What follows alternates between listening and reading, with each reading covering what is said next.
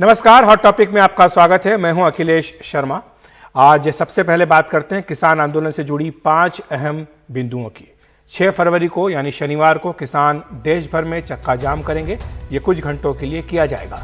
उन्होंने ये भी स्पष्ट किया कि चाहे सरकार बार बार वार्ता की पेशकश कर रही हो, लेकिन जिन लोगों की गिरफ्तारी की गई है, जो बेकसूर है, उनकी जब तक रिहाई नहीं होगी तब तक बात नहीं होगी। आज किसानों के मुद्दे पर संसद के दोनों सदन स्थगित हुए हैं। विपक्ष ने जमकर हंगामा किया। उसने कहा कि तीनों कानून वापस होने चाहिए।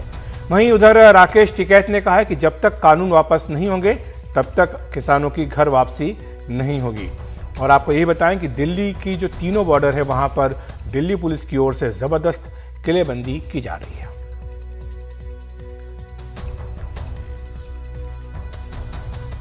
तो बात इसी किलेबंदी की। इन 3 कृषि कानूनों के खिलाफ किसान आंदोलन की गूंज संसद में भी उठ रही है। संसद के दोनों सदनों में आज जबरदस्त हंगामा हुआ। विपक्षी दलों के सांसद आज ही इस मसले पर चर्चा के लिए अड़े हुए थे। ऐसे हालात में लोकसभा और राज्यसभा दोनों की कार्यवाही को कल तक के लिए स्थगित कर दिया गया। कि आप अपनी सीट पर विराजें। मैं सभी माननीय सदस्यों को पर्याप्त समय और किसान आंदोलन को रोकने के लिए पुलिस अब गाजीपुर बॉर्डर से लेकर सिंघू और टीकरी बॉर्डर तक कटीले तार और दीवारों से तारबंदी करने की कोशिश कर रही है। तो क्या अब सरकार बातचीत से नहीं किसान आंदोलन की समस्या का समाधान बाड़बंदी में देख रही है? देखिए परिमल और रवि संजन की यह खास रिपोर्ट।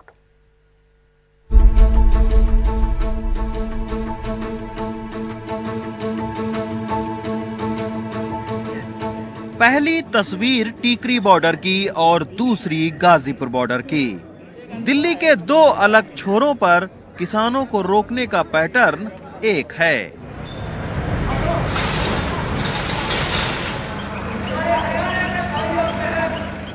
लेकिन पहले चलते हैं टीकरी बॉर्डर। दिल्ली हरियाणा के इस बॉर्डर पर नुकीली कीलें, सीमेंट के बड़े बड़े गार्डर और पक्की दीवारें। इतना ही नहीं, किसानों को रोकने के लिए अत्याधुनिक साजोसामान से लैस पुलिस फोर्स। 15 साल से दिल्ली में पत्रकारिता कर रहे हमारे सहयोगी परिमल ने भी पहले कभी ऐसा नहीं देखा था। 15 साल की पत्रकारिता के करियर में कभी भारत की सीमाओं पर जाना तो नहीं हुआ, पर पुख्ता इंतजाम के बारे में सुना जरूर है। कमोबेश दिल्ली की सीमाओं पर वैसे ही मैदान जंग जैसे हालात हैं। वहां पड़ोसी मुल्क के अनजानों से खतरा है, यहाँ तो अपने ही बेगाने हैं।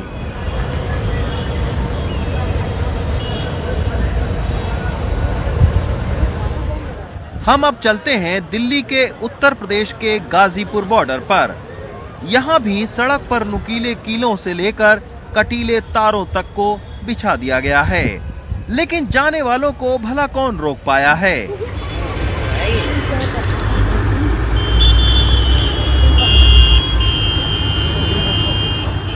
तो एक रास्ता कूड़े कचरे झाड़ियों के बीच से खोज लिया गया।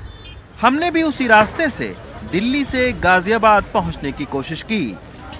अब ये इस तरीके की खाई खोद दी गई है ताकि पैदल वाले भी जो है वो गाजियाबाद से दिल्ली ना जा सकें और ना दिल्ली से लोग गाजियाबाद आ सकें। गाड़ी तो ठीक है, गाड़ियों के लिए तो कील लगाई गई है, सड़कों पर तारबंदी की गई है। लेकिन सोचिए कि इस तरीके की दीवार यहाँ खड़ी होने के बावजूद सरकार को ऐसा डर है कि अगर ये खाई नहीं खुदी तो तमाम सारे लोग इस दीवार को फांद कर किसान आंदोलन में जा सकते हैं। दोनों जगहों पर किसान मुस्तैदी से डटे हैं। गाजीपुर बॉर्डर पर किसान नेता ने कटीले तार और बैरिकेड के बीच सड़क पर खाना खाया और कहा कि किले बंदी के बाद रोटी बंदी की कोशिश होगी, लेकिन हम अक्टूबर तक यहीं रुकेंगे। ये लड़ाई अक्टूबर तक लड़नी पड़ेगी, उसकी तैयारी उसकी कर लेना। ये पॉइंट नहीं छोड़ेंगे, बिल वापसी ही इसका समाधान है, नहीं तो किसान बिरादरी बर्बाद होगी। आंदोलन कर रहे किसानों को समर्थन देने शिवसेना के सांसद संजय राउत भी पहुंचे। इससे पहले कांग्रेस के भी कई नेता समर्थन दे चुके हैं। फिलहाल किसानों की सरकार के साथ बातचीत न होकर विपक्षी नेताओं के साथ मुलाकात ज्यादा हो रही है। पहले किसानों को खालिस्तानी कहा गया, फिर उनकी फंडिंग पर सवाल उठाए गए, 26 जनवरी की हिंसा के बाद में बीजेपी के कुछ नेताओं ने उन्हें देशद्रोही तक ठहराने की कोशिश की, लेकिन अब सरकार शायद किसान आंदोलन का हल बातचीत में नहीं बल्कि इस तरह की बाड़बंदी और पुलिस फोर्स में देख रही है। गाजीपुर बॉर्डर से एन रवि, राहुल और परिमल कुमार के साथ रवीश रंजन शुक्ला, एनडीटीवी इंडिया।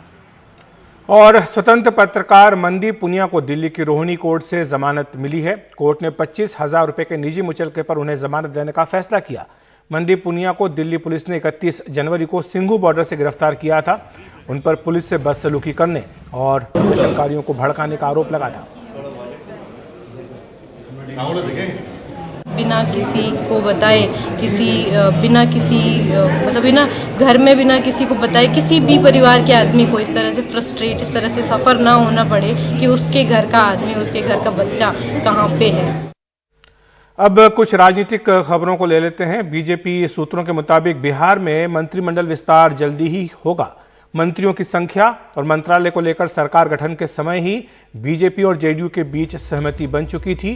कल रात बीजेपी अध्यक्ष जेपी नड्डा के घर पर बिहार बीजेपी कोर ग्रुप की बैठक हुई, जिसमें मंत्रिमंडल विस्तार पर भी चर्चा हुई। किसे मंत्री बनाना है, इस पर संभावित नामों पर भी चर्चा की गई है।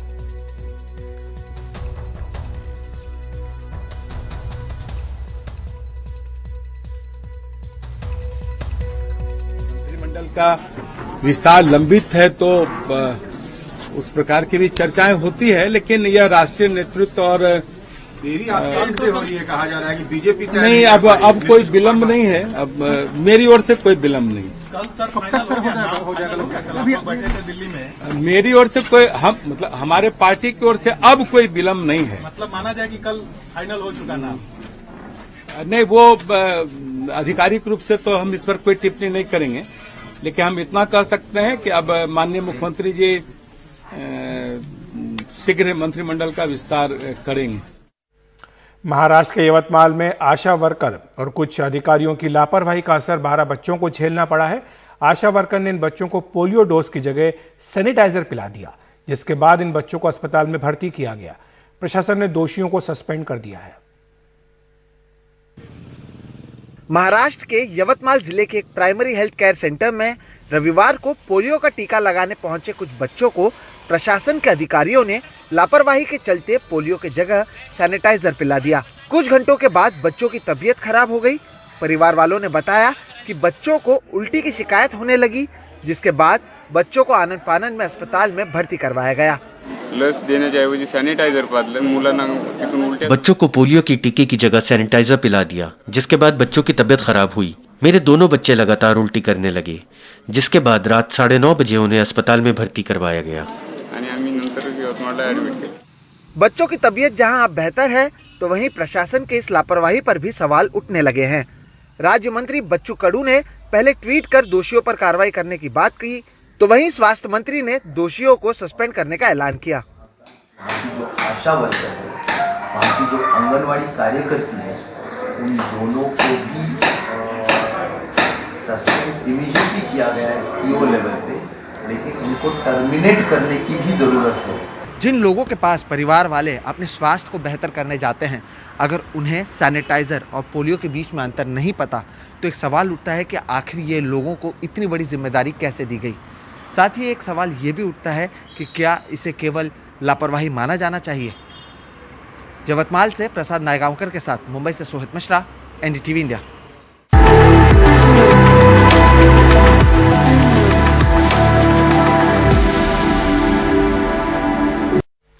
एरो शो से ठीक पहले मंगलवार को इलाका एयरबेस बेंगलुरु में फुल ड्रेस रिहर्सल हुई, जिसमें पहली बार आत्मनिर्भर फॉर्मेशन दिखाई दिया, यानी देश में बने जंगी जहाजों और हेलीकॉप्टर्स का बेड़ा। इस बार एरो शो 5 की जगह 3 दिनों का ही होगा। 14 देशों की 78 विदेशी कंपनियां इसमें हिस्सा ले रही हैं।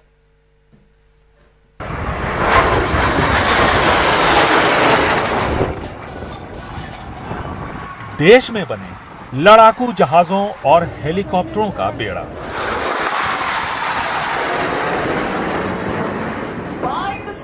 ये सभी HAL में बनाए गए हैं। 2 सूर्य किरण जहाजों ने सबों का दिल जीत लिया। वो जो प्लेन में आर्ट बनाया था उन लोगों ने, मुझे बहुत अच्छा लगा। रफाल का उड़ान भरने का तरीका और रफ्तार सबों को भा गया। हालांकि विदेशी विमानों की कमी दर्शकों को खली। कोरोना के टाइम में हो रहे हैं, हम लोग बाहर के एयरक्राफ्ट नहीं देख पा रहे हैं। इस बार एरो इंडिया में 601 कंपनियां हिस्सा ले रही हैं। इनमें से 523 देसी और 78 विदेशी हैं। रक्षा उत्पादों की 248 कंपनियां वर्चुअल प्लेटफॉर्म पर होंगी। आत्मनिर्भर भारत का हमारा यह संकल्प भी पूरा हुआ है और दोनों टेक्नोलॉजिकल और मैन्युफैक्चरिंग सेक्टर में हम आत्मनिर्भर बनना चाहते हैं। यह संदेश केवल भारत की सीमा तक ही नहीं रहेगा, बल्कि दुनिया के दूसरे देशों तक यह संदेश चला जाएगा कि भारत को आत्मनिर्भर भारत बनाने में government of India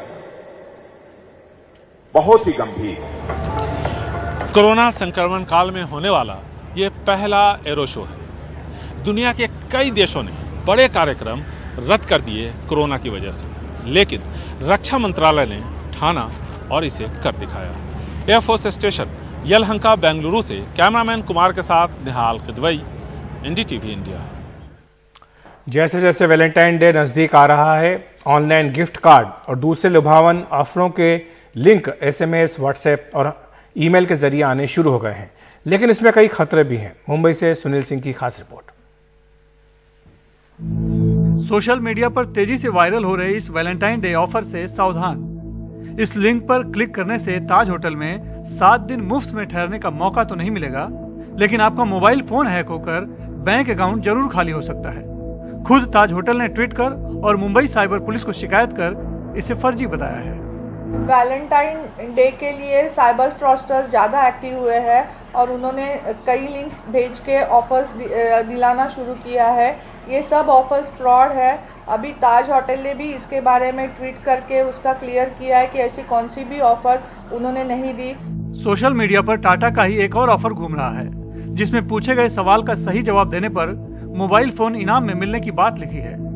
cyber police का कहना है कि ऐसे कई लिंक हैं जो ठगने के इरादे से भेजे जा रहे हैं। कुछ लिंक में गाड़ी का प्राइस दिखाया गया है, कुछ लिंक में मोबाइल का प्राइस है, कुछ लिंक में ऐसा दिखाया गया है कि मेरे फ्रेंड को प्राइस मिला है तो आप भी इसमें पार्टिसिपेट कीजिए, ये लिंक ओपन कीजिए, आपको भी प्राइस मिलेगा। तो आपके माध्यम के ज़रिए मैं सबको अवेयर करना चाहूँगी कि साइबर फ्रॉडस्टर की ये नई टेक्निक है, तो उनके ये जो फ्रॉड्स है और ये लिंक है वो आप ओपन ना करें और किसी को भी फॉरवर्ड ना करें, क्योंकि ये सब फ्रॉड लिंक्स है। साइबर पुलिस के मुताबिक साइबर ठग सोशल मीडिया पर लोगों के फोटो और वीडियो पोस्ट के जरिए अपने शिकार का पता लगाते हैं और उनके निशाने पर ज्यादातर बुजुर्ग होते हैं। सीनियर सिटीजन ज़्यादातर टेक सेवी नहीं होते, तो वो गलती से ऐसे प्रकार के लिंक्स ओपन कर देते हैं और सीनियर सिटीजन अगर पेंशनर है तो उनके बैंक बैलेंस अच्छे होते हैं, तो इसके लिए साइबर फ्रॉडस्टर ये जान के उनको टारगेट करते हैं। अपने मोबाइल फोन में मुफ्त और इनाम पढ़कर अक्सर हम इस तरह के लिंक पर क्लिक कर उसे खोल देते हैं, लेकिन ये भूल जाते हैं कि ये साइबर ठगों की चाल भी हो सकती है।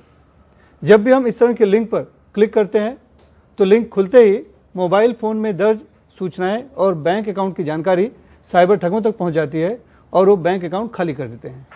इसलिए आगे से ऐसी किसी भी लिंक पर क्लिक करने के पहले ये जरूर सोच लें कि कहीं लेने के देने न पड़ जाएं।